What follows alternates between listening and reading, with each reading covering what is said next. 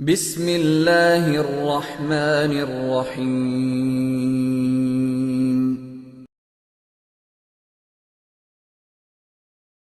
الحمدللہ وحدہ لا شریک لہ والصلاة والسلام علی من لا نبی بعدہ، اما بعد فاعوذ باللہ من الشیطان الرجیم، بسم اللہ الرحمن الرحیم، واتبع ملة ابراہیم حنیفا، اللہم صلی علی محمد وعلی آل محمد کما صلیت علی ابراہیم وعلی آل ابراہیم انک حمید مجید، اللہم بارک علی محمد وعلی آل محمد کما بارکت علی ابراہیم وعلی آل ابراہیم انک حمید مجید۔ مسلمان اور کافر کی زندگی میں بنیادی فرق یہ ہے کہ کافر دنیا میں جیتا ہے جینے کے لیے اور مسلمان دنیا میں جیتا ہے مرنے کے لیے۔ جو شخص دنیا میں جیتا ہے جینے کے لیے اس کے جینے کے انداز اور ہوتے ہیں، اور جو دنیا میں جیتا ہے مرنے کے لیے اس کے جینے کے انداز اور ہوتے ہیں۔ کافر کی پوری سوچ کا مکمل محور وہ موت تک کی زندگی ہے، اور مسلمان کی سوچ کا بنیادی مرکز موت کے بعد کی زندگی ہے۔ کافر سمجھتا ہے کہ جب موت آتی ہے تو بندہ ختم ہو جاتا ہے، مسلمان سمجھتا ہے جب موت آتی ہے تو بندے کی زندگی شروع ہو جاتی ہے۔ ایک زندگی ہے دارالعمل والی، ایک زندگی ہے دارالجزا والی۔ موت تک یہ دارالعمل کی زندگی، اور موت کے بعد دارالجزا کی زندگی۔ موت کے بعد چلے کے حشر تک کا زمانہ یہ انتظار کا زمانہ ہے، جسے ہماری آج کی زبان میں ویٹنگ روم کہتے ہیں۔ تو یہ موت کے بعد سے لے کر حشر تک یہ انتظار کا اصل جزا اور سزا یہ حشر کو ہوگی، اور جزا میں بندے کو جنت ملے گی اور سزا میں انسان کو جہنم ملے گی۔ جنت اور جہنم کا داخلہ یہ حشر کے بعد ہوگا۔ موت سے لے کر حشر تک کا زمانہ یہ جنت اور جہنم کے دخول کا نہیں، یہ جنت اور جہنم کے پیش ہونے کا ہے۔ ایک ہوتا ہے جنت میں داخل ہونا، ایک ہوتا ہے جنت کو دیکھ لینا، ایک ہوتا ہے جہنم میں داخل ہونا، ایک ہوتا ہے جہنم کا پیش ہونا۔ میں کبھی احباب سے کہتا ہوں، ہم چونکہ دیہاتی لوگ ہیں، آپ شہری لوگ ہیں، جو باتیں چیزیں ہم نے دیکھی میں تو وہ مثال دوں گا۔ ہم سنتے تھے کہ جنت کی خوشبو دور سے آتی ہے، لیکن چونکہ اس کا مشاہدہ نہیں تھا اس لیے سمجھ نہیں آتی تھی، لیکن مان لیتے تھے کہ ہوتا ہے۔ پہلی بات کب سمجھ آئی؟ جب ہم تھوڑے سے چلنے قابل ہوئے، ہوش و حواس سنبھلے، تو ہم نے دیہاتوں میں اپنے باغات کو دیکھا۔ جب باغ میں پھول اگتے ہیں، ہمارے چونکہ سرگودا میں باغات کا مرکز ہے، آپ گوجرانوالہ میں اس مثال چاول کی کاشت دے رہے، ہم باغ کی مثال دیں۔ جب باغ میں پھل آتے ہیں تو دور سے جب ہوا چلتی ہے تو باغات کے پھلوں کی خوشبو آتی ہے۔ باغ دور ہوتا ہے، خوشبو دور پہنچ جاتی ہے۔ اللہ آپ سب کو حرم لے گئے۔ حرم کے سارے دروازے مقدس ہیں، لیکن جب حرم مکہ میں باب فہد سے داخل ہو، ابھی دخل نہیں ہوتے کہ اندر سے اے سی کی ہوا باہر آتی ہے، اور حرم کے قریب پہنچ کر ہی آدمی مچلنا شروع ہو جاتا ہے اس کی ٹھنڈک اور اس کی ہوا کو دیکھ کر۔ یہ کہ آدمی کی روحانی خوشیاں وہ تو احرام باندھ کر شروع ہو جاتی ہے، اور ایک ہوتی ہے جسمانی خوشیاں، مشقت سے گزر کے حرم کی ٹھنڈک لگتی ہے نا تو بندے کا جسم بھی خوش ہونا شروع ہوتا ہے۔ تو یہ موت کے بعد سے لے کر حشر تک کا زمانہ یہ عرض نار اور عرض جنت کا ہے، اور قیامت کے بعد کا زمانہ یہ دخول نار اور دخول جنت کا ہے، اور اس کا تذکرہ احادیث میں بھی ہے، اس کا تذکرہ قرآن کریم میں بھی ہے۔ جب انسان پہ موت آتی ہے، آدمی کو غسل دیتے ہیں، کفن دیتے ہیں، جنازہ پڑھتے ہیں، دفن کرتے ہیں، اس کی قبر میں دفن کرنے کے بعد دعائیں مانگتے ہیں۔ جب بندہ قبر میں دفن کر کے ہم آ جاتے ہیں، اس وقت کا جو نظام شروع ہوتا ہے وہ بندہ دیکھتا نہیں ہے، لیکن رسول اکرم صلی اللہ علیہ وسلم کے فرمانے پہ پورا یقین کرتا ہے۔ حضور اکرم صلی اللہ علیہ وسلم نے فرمایا ان العبد اذا وضع في قبره، جب اس کو قبر میں رکھا جائے تو اس کو قبر میں رکھ کے میت کو دفن کرنے والے ابھی چلتے ہی ہیں، واپس جاتے ہیں، عطاہ ملک فرشتے آ جاتے ہیں، یہ دفن کرنے والے کتنی ڈوب جاتے ہیں، ان المیت یسمع خفق نعالہ، میت ان کے جوتوں کی آواز سن رہی ہوتی ہے کہ فرشتے آ جاتے ہیں، فاقعدہ اور میت کو بٹھا دیتے ہیں، پھر پوچھتے ہیں من ربک، بتا تیرا رب کون ہے، من نبیک، بتا تیرا نبی کون ہے، ما دینک، بتا تیرا دین کیا ہے، یہ جواب دیتا ہے ربی اللہ، میرا رب اللہ ہے، نبی محمد صلی اللہ علیہ وسلم، میرے نبی حضرت محمد ہے صلی اللہ علیہ وسلم، دینی الاسلام، میرا دین اسلام ہے۔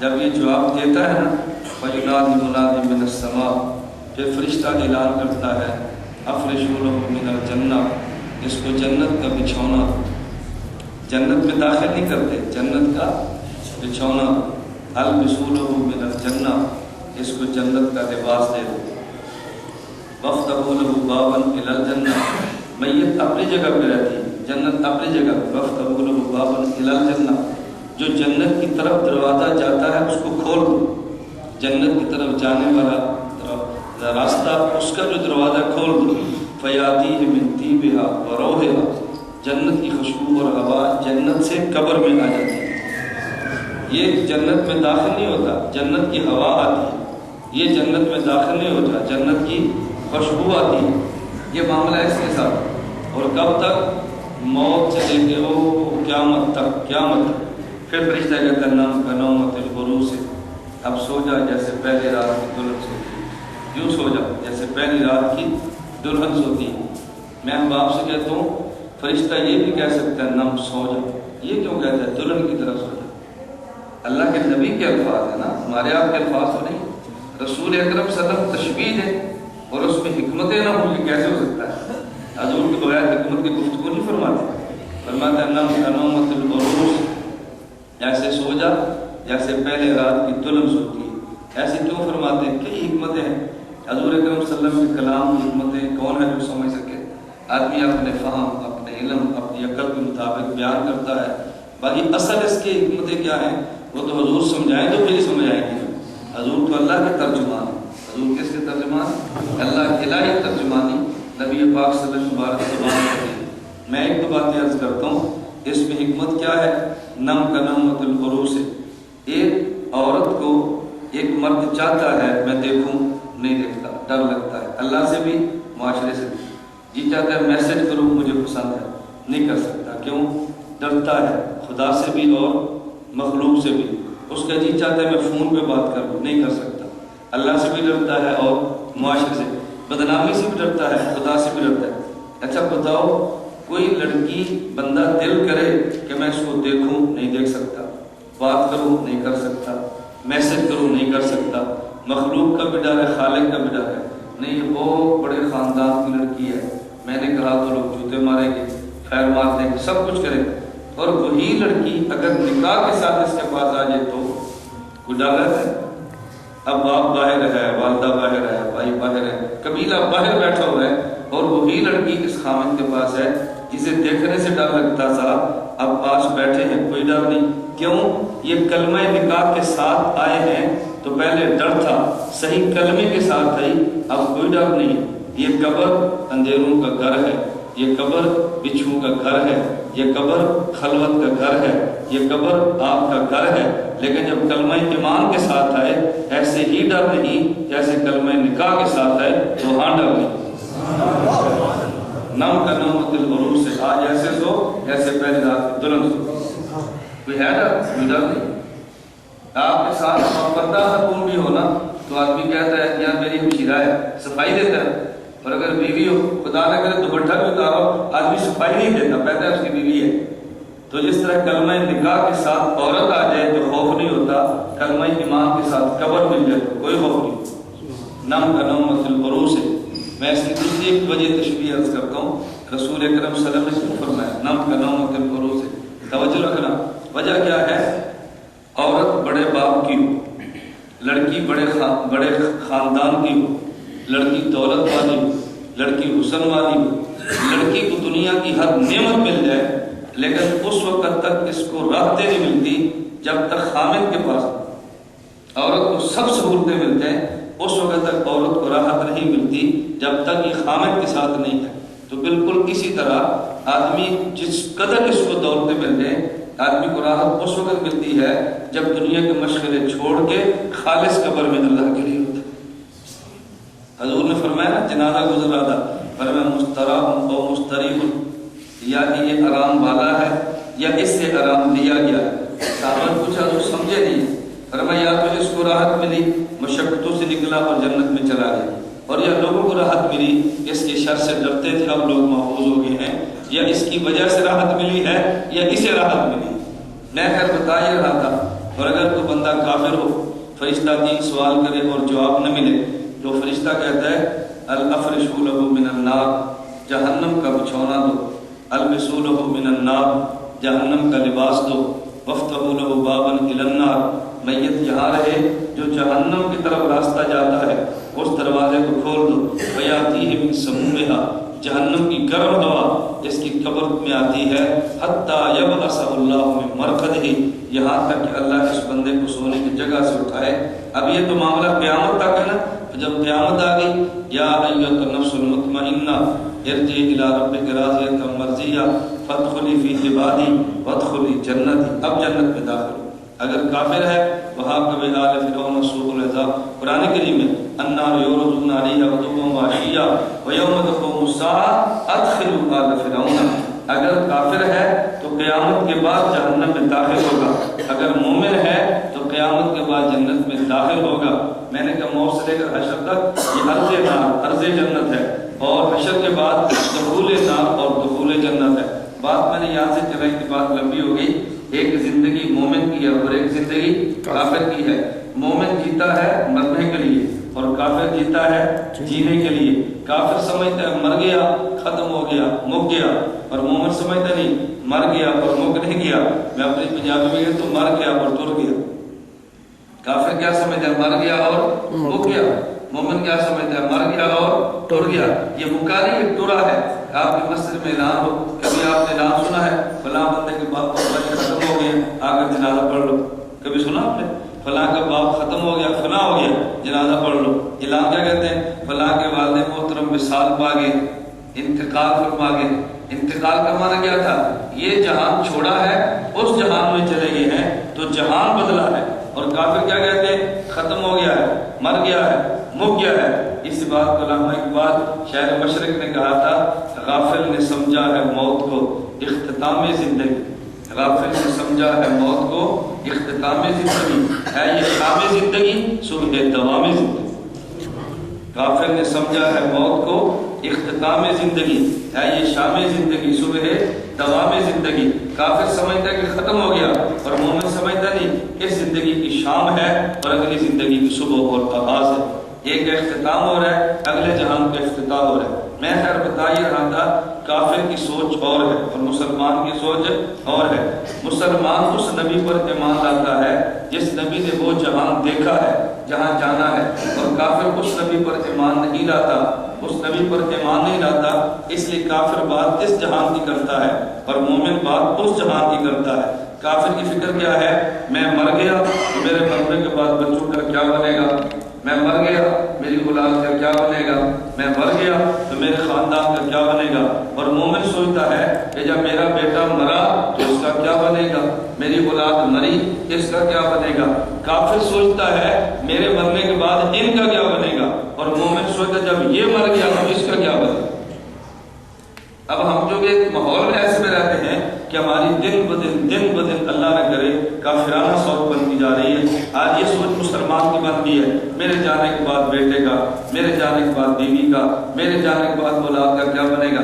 اسی وجہ سے یہ جو مومن کا ہاتھ نہیں کھلتا ہے خرچ کے لیے، اس کی وجہ ہے یہ جو مومن گھبراتا ہے اس کی وجہ ہے۔ اور جب مومن یہ گھبراہٹ چھوڑ دینا تو پھر مومن خرچ کرتا ہے اور فخر سے کرتا ہے، شکر سے کرتا ہے، اور اپنی جان اور مال کو لگا دیتا ہے۔ میں خیر بتا ہی رہا تھا، اللہ کرے میں بات سمجھاؤں اور مختصر وقت میں بات سمجھ آ رہی تھی، کیونکہ میں نے بہت لمبا بیان کرنا نہیں۔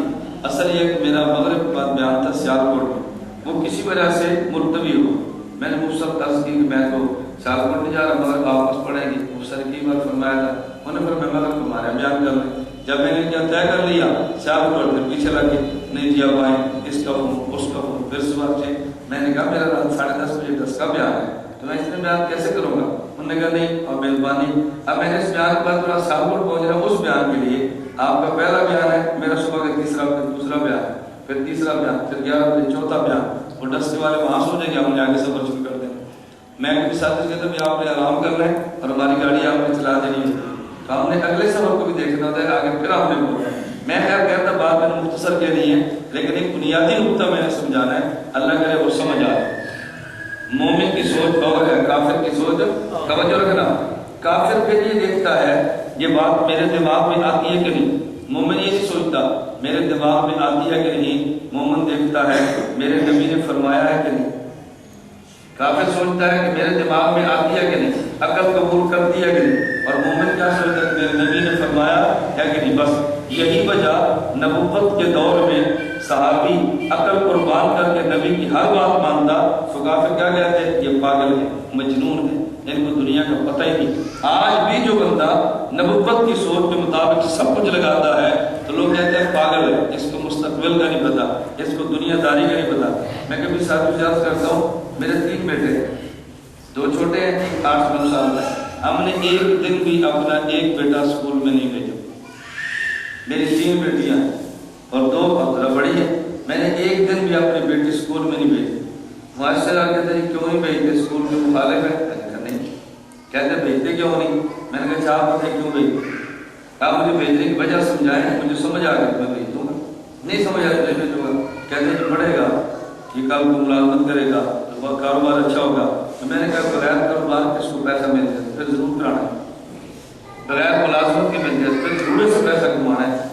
کیا مطلب. میں نے کہا بھی آپ پڑھاتے ہیں تاکہ کاروبار اچھا ہو. ہمیں یقین ہے بغیر کاروبار کے ملنا ہے. ایک علم آپ کے پاس ہے ایک علم کے پاس ہے.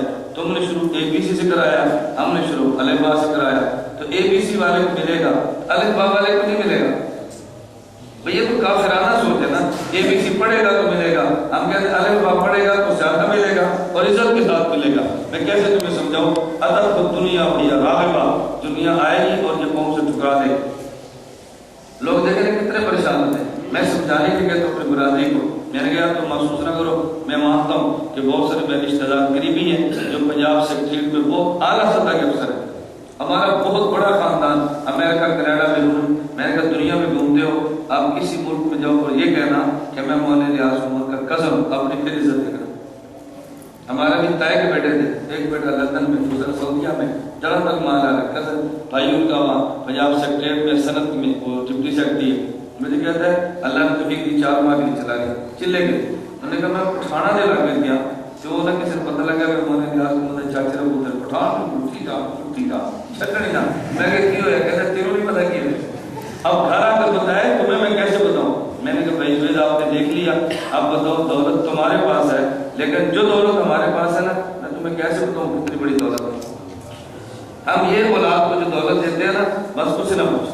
میں جدید بات کرتا ہوں میرا بیٹا تو ماشاء اللہ 8-9 سال کے چھوٹا سا اب بیٹھا ہوا ہے جن طالب علم مذاق کرتے ہیں بسکٹ کو کھا کے کافی نہیں وہ کھا بیٹھا کھا رہا ہے جیسے بچے ہوتے ہیں.